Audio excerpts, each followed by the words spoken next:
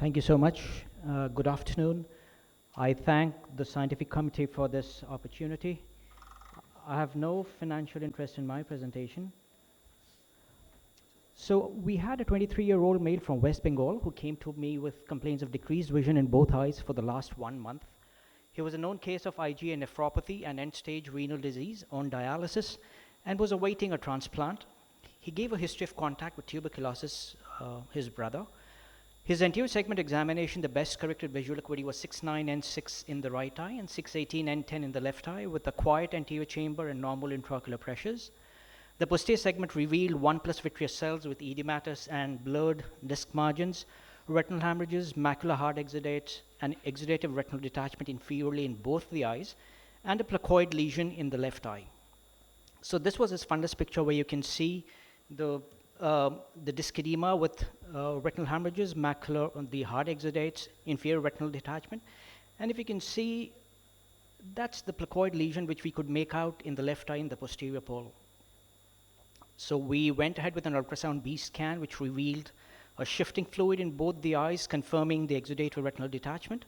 And an OCT scan at this visit revealed a CME and an NSD in the left eye. So with this clinical setting, we thought we had a working clinical diagnosis of malignant hypertensive retinopathy, but his blood pressure was normal. Unfortunately, we could not do an FA because of his compromised renal function. But in view of the vitritis and the placoid lesion in the left eye, we thought parallelly about an infectious etiology. So we decided to go ahead with a vitreous biopsy, and we subjected the sample to PCR for Mycobacterium tuberculosis and the viruses. And he tested positive for HSV2. So in view of the viral retinopathy, we took a consultation from the nephrologist because of his compromised renal functions. And the maximum oral dose of the oral medication which was given was a valiocyclovir 500 milligram once a day. We put him on a tapering dose of tablet prednisolone. Since he was on a suboptimal dose, we topped it up with intravitreal ganciclovir. And in a month's time, his vision improved to 6.9 and 8 with regression of placoid lesion, the disappearance of retinal hemorrhages, and resolution of exudative RD. And here you can see the OCT with just some minimal subretinal fluid at the fovea. This is at 4 months where you see a flecked retina with a few hard exudates. His OCT where the subfoveal fluid resolved. This is at 6 months. His vision was 6, 7.5, and 6. He underwent a renal transplant, and he came back to me 2 years later with a best corrected visual acuity of 6, 6, and 6. We are keeping a close watch on him because he's still on immunosuppressive therapy. And this is his latest OCT, the right and the left eyes respectively. So to wrap up, a patient with vitritis, disc edema, macular star, flame-shade hemorrhages, and exudative retinal detachment, we thought of a malignant hypertensive retinopathy, but a vitritis and placoid lesion raised a red flag, and we went ahead with the vitreous biopsy, which tested positive for HSV2. So in these kind of clinical settings, we should have a keen eye for an infectious etiology. We should be aware of atypical presentations. A polymerase chain reaction aids in early diagnosis of a specific etiology, and an early diagnosis and appropriate treatment are keys to a favorable outcome. These are my references, and thank you for a patient hearing.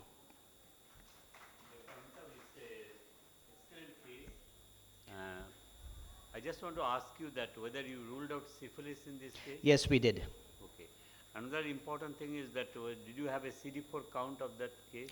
We did. We didn't do a CD4, but we did do his ELISA. Okay. So he was immunocompetent. Okay.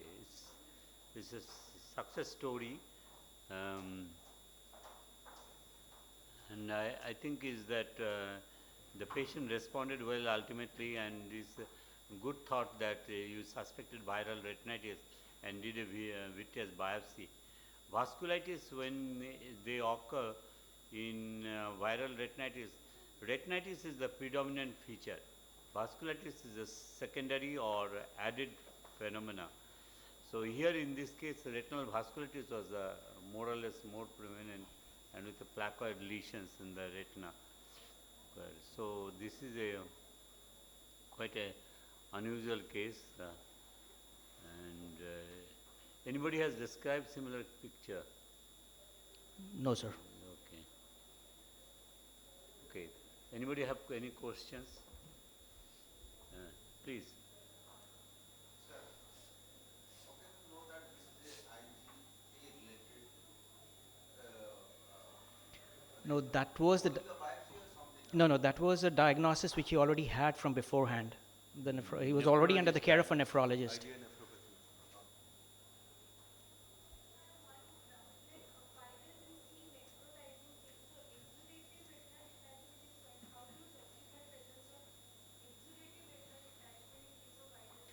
No, actually, I'm not really sure as to how we actually didn't know which way we were going, because every other sign was in favor of renal-related retinopathy, excepting that placoid lesion.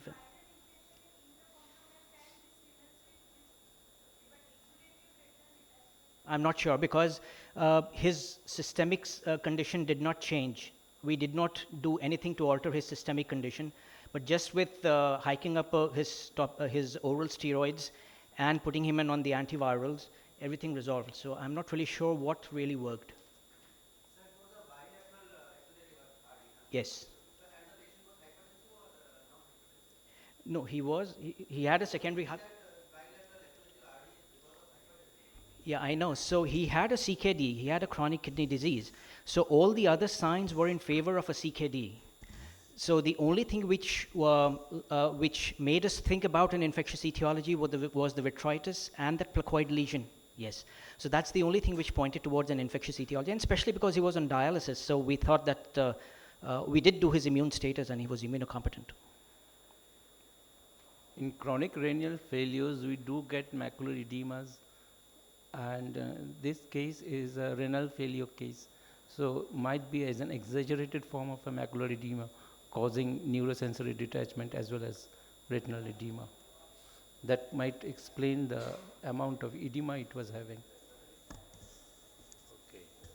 Due to the constraint of time, I think we